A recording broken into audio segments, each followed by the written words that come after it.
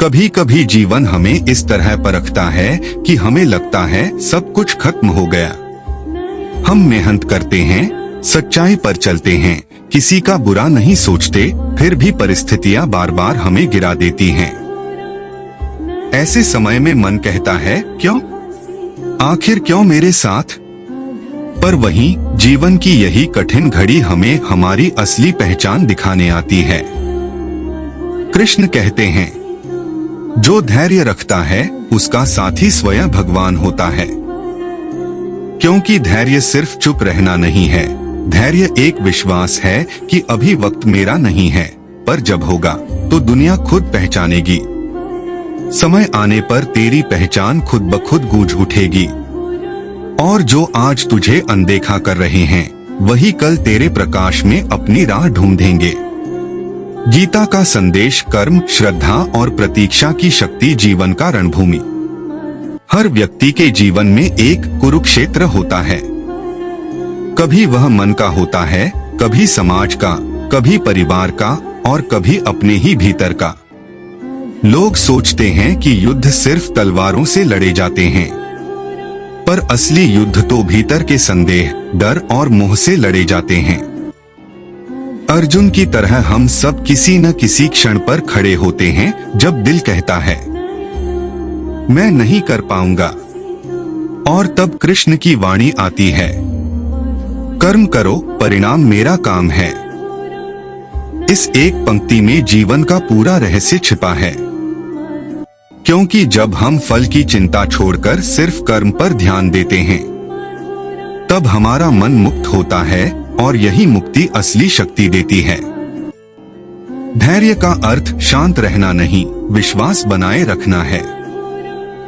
लोग कहते हैं धैर्य रखो, पर क्या तुमने कभी सोचा कि धैर्य आखिर होता क्या है? क्या बस चुप रहना ही धैर्य है? नहीं, धैर्य वह आग है जो भीतर जलती है, पर बाहर उसकी लौ को तू मुस्कुराहट में बदल देता है। कृष्ण कहते हैं, जो व्यक्ति तूफान में भी अपनी दिशा नहीं भूलता, वही सच्चा साधक है। कभी कभी भगवान देर से उत्तर देते हैं, क्योंकि वे चाहते हैं कि तुम तैयार हो जाओ उस वरदान के योग्य बनने के लिए जिसकी तुमने प्रार्थना की है। समय तो हर किसी का आता है, पर जब तुम्हारा समय आएगा, दुनिया खुद तेरे नाम का जप करेगी। बस एक बात याद रख, प्रतीक्षा कमजोरी नहीं, साधना है। कर्म और भाग्य का संतुलन। कभी लोग कहते हैं सब भाग्य है, तो कोई कहता है सब मेहनत है। कृष्ण मुस्कुराते हैं और कहते हैं, दोनों का संग ही सृष्टि का नियम है। भाग्य वह बीज है जो तुम पिछले कर्मों में बो चुके हो, और कर्म वह जल है जिससे वह बीज अंकुरित होता है। अगर कर्म नहीं तो बीज सूख जाएगा, अगर भाग्य नहीं तो जमीन ही नहीं मिलेगी। इसलिए कर्म करते रहो, क्योंकि भगवान भी उसी को सहारा देते हैं जो स्वयं चलने की कोशिश करता है। जब मन टूटने लगे तो याद करो, हर बार जब तुम्हें लगे कि अब बस, अब और नहीं, तब आंखें बंद करना और याद करना कि कृष्ण ने भी गीता तब कही थी जब सब कुछ खत्म लग रहा था। जब अर्जुन के सामने अपने ही लोग थे, तब कृष्ण ने कहा, कर्तव्य से भागना भी पाप है। तुम्हारे जीवन में भी ऐसा समय आएगा जब तुम्हें सही काम करने के लिए गलत समझा जाएगा, पर तब भी रुकना नहीं, क्योंकि सत्य का मार्ग कभी आसान नहीं होता, पर उसकी मंजिल शाश्वत होती है। जीवन दर्शन, रिश्ते, हानि और आत्मविकास। हर रिश्ता एक सीख है। जीवन में जो भी व्यक्ति तुम्हारे रास्ते में आता है, चाहे वह अच्छा हो या बुरा, वह तुम्हें कुछ सिखाने आता है। किसी ने तुम्हें प्रेम सिखाया, किसी ने धैर्य, किसी ने दूरी में भी सम्मान सिखाया, और किसी ने यह सिखाया कि हर मुस्कान के पीछे कोई कहानी होती है। लोग तुम्हें तोड़ते हैं ताकि तुम खुद को जान सको। कभी कोई छोड़ देता है ताकि तुम स्वयं से जुड़ सको। हर दर्द में एक दिशा छिपी होती है, बस देखना सीखो। जब लोग बदल जाएं, कभी कभी जिन पर तुमने सबसे ज्यादा भरोसा किया वही तुम्हें छोड़ देते हैं। उस समय दिल टूटता है, पर कृष्ण कहते हैं जो चला गया वह तेरे भाग्य का हिस्सा नहीं था। जो तेरे साथ रह गया वही तेरा सच्चा साथी है। जब कोई तुम्हें छोड़ जाए तो रोना मत।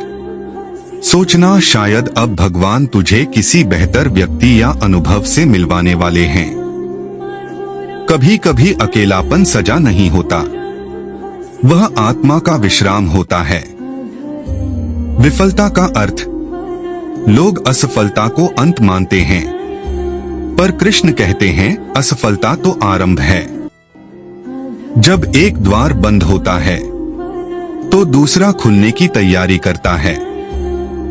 बस हमें इतना धैर्य रखना होता है कि हम उस बंद दरवाजे को घूरते घूरते नए रास्ते को देखना न भूलें। हर गिरावट यह याद दिलाती है कि तुम अभी जीवित हो, तुम्हारे भीतर अभी आग बाकी है। जो गिरने से डरता है वह उड़ना नहीं सीख सकता। आत्म साक्षात्कार, एक दिन जब तुम सब कुछ खोकर भी मुस्कुरा सकोगे, तब समझ लेना कि तुमने खुद को पा लिया है। सच्ची सफलता वह नहीं कि सब तुम्हें जाने, सच्ची सफलता है जब तुम खुद को पहचानो। जो व्यक्ति अपने भीतर भगवान को पहचान लेता है, उसे बाहरी दुनिया की तालियों की जरूरत नहीं रहती। वह जानता है मेरा साथ खुद कृष्ण दे रहे हैं, मुझे अब किसी प्रमाण की आवश्यकता नहीं। एक माँ की कथा, प्रेम, प्रतीक्षा और कृष्ण का आशीर्वाद। माँ भगवान का दूसरा रूप। कृष्ण ने कहा था माँ के चरणों में ही मेरा वास है, क्योंकि माँ वह शक्ति है जो बिना किसी स्वार्थ के देती रहती है। वह तब भी मुस्कुराती है जब उसकी आत्मा रो रही होती है। वह तब भी संभालती है जब खुद टूट रही होती है। एक छोटे से गांव में एक माँ थी, सावित्री। उसका बेटा था आर्यन। गरीबी थी पर प्रेम बहुत था। माँ रोज भगवान कृष्ण की मूर्ति के सामने दीप जलाती और कहती, हे नंदलाल, मेरे बेटे को हमेशा सही मार्ग दिखाना। आर्यन बड़ा हुआ, पढ़ाई में तेज था, पर जीवन की राहें कठिन थीं। परीक्षाओं में असफलता, लोगों की आलोचना और समाज की ताने, सब कुछ जैसे एक साथ गिरा पड़ा। वह अक्सर कहता, माँ, लगता है भगवान मुझे भूल गए हैं। माँ मुस्कुराती और कहती, नहीं बेटा, भगवान कभी नहीं भूलते। वो बस इंतजार करते हैं कि तू हार मानने के बजाय उठे। समय की परीक्षा। वक्त बीतता गया। आर्यन शहर चला गया, मेहनत करता रहा। कभी कभी 2 वक्त का खाना भी मुश्किल हो जाता था, पर माँ हर दिन उसके नाम से एक दिया। मातृत्व का वरदान। सावित्री अब वृद्ध हो चुकी थी। वह बोली, बेटा, एक दिन जब मैं न रहूं तब भी याद रखना, कृष्ण हर उस आत्मा के साथ खड़े रहते हैं जो हार मानने के बजाय प्रतीक्षा करती है।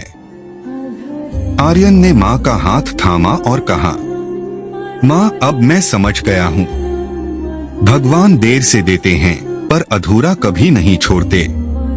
उस दिन मंदिर में आरती के स्वर गूंज रहे थे और आर्यन के मन में बस एक बात थी, धैर्य रखने वाले कभी अकेले नहीं होते।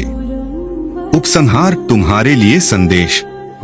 अगर तुम यह पढ़ रहे हो तो यह कोई संयोग नहीं है।